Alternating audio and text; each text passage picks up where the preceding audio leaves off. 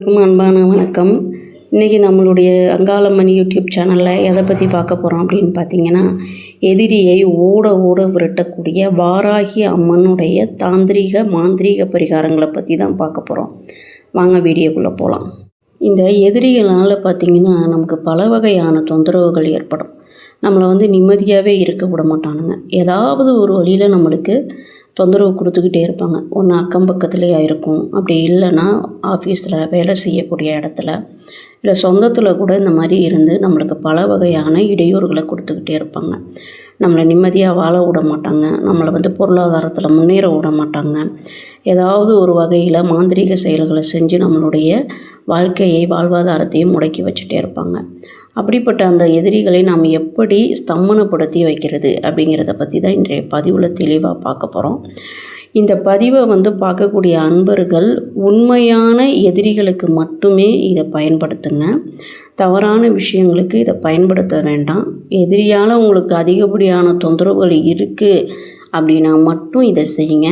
ஏன் அப்படின்னா இதை முழுக்க முழுக்க வாராகி அம்மனை மையமாக வைத்து நம்ம செய்கிறோம். வாராகி அம்மன் அப்படின்னாலே ஒரு நியாய தேவதை, நீதி தேவதை, ஒரு அதர்வனத்திற்கு உட்பட்ட ஒரு தேவதை. அந்த தாயை வைத்து நாம் ஒரு வேலை செய்கின்ற பொழுது தவறான நோக்கத்திற்கோ அல்லது எதிரிகளே இல்லாமல் அவர்களால் நம்மளுக்கு எந்த தொந்தரவுமே இல்லாமல் சும்மா இருக்கிறவங்களுக்கோ நம்ம இந்த விஷயங்களை செய்யக்கூடாது. அது நம்மளுக்கே திரும்பி பெரிய பாதிப்புகளை கொடுக்கக்கூடும். அதனால் பார்த்து ஒரு நம்மளுடைய எதிரிகளுக்கு மட்டும் செய்யுங்க. அப்போ தான் நல்லது. இதை செய்கிறதுக்கு எந்த நாள் செய்யலாம் அப்படின்னு பார்த்தீங்கன்னா, சனிக்கிழமைகளை சனி ஓரை அப்படிங்கக்கூடிய காலை 6 to 7 செய்யுங்க. அதுதான் ரொம்ப சிறப்பு. இதுக்கு முதல்ல நம்மளுக்கு தேவையான பொருள் அப்படின்னு பார்த்திங்கன்னா, ஒரு கைப்பிடி அளவு கடுகு, கருப்பு கடுகு எடுத்துக்கோங்க.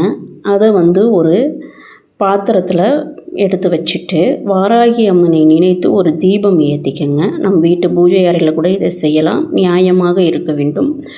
ஒரு தீபம் ஏற்றி வைத்துவிட்டு இந்த கடுகை உங்களுடைய கைகளில் எடுத்துக்கொண்டு வாராகி அம்மனை மனதார பிரார்த்தனை செய்து கொண்டு இந்த எதிரிகளால் இந்த எதிரியினுடைய பேரை நல்லா நினச்சிக்கோங்க. அவங்களுடைய உருவத்தை உங்களோட மனதில் நினச்சிட்டு, இவங்களால் எனக்கு இன்ன தொந்தரவுகள் ஏற்படுது, அவங்க என்னுடைய வழியில் வராமல் ஒதுங்கி போயிடணும் அப்படின்னு சொல்லி வேண்டிக்கங்க.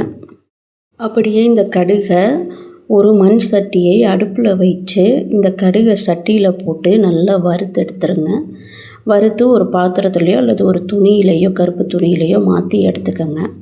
அதை அப்படியே கொண்டு போய் இது எல்லாமே இந்த சனி ஓரைக்குள்ளவே செய்கிறது தான் சிறப்பு.